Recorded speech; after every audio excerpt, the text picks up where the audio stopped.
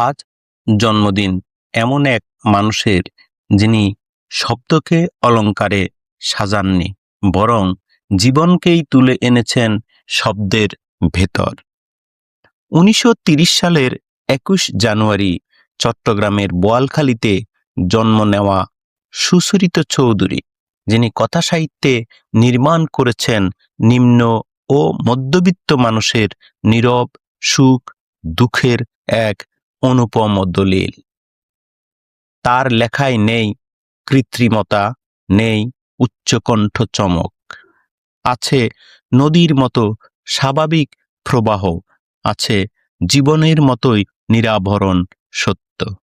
1994 সালের 5 জানুয়ারি তিনি চলে গেছেন, কিন্তু রেখে গেছেন এমন এক সাহিত্য ভুবন যেখানে মানুষ আজও নিজেকে চিনে নেয়। আজ তাঁর জন্মদিনে শ্রদ্ধা জানাই সেই কথককে, যিনি চিৎকার না করে নিঃশব্দেই আমাদের কথা বলে গেছেন। জন্মদিনে বিনম্র শ্রদ্ধা। শুভ জন্মদিন।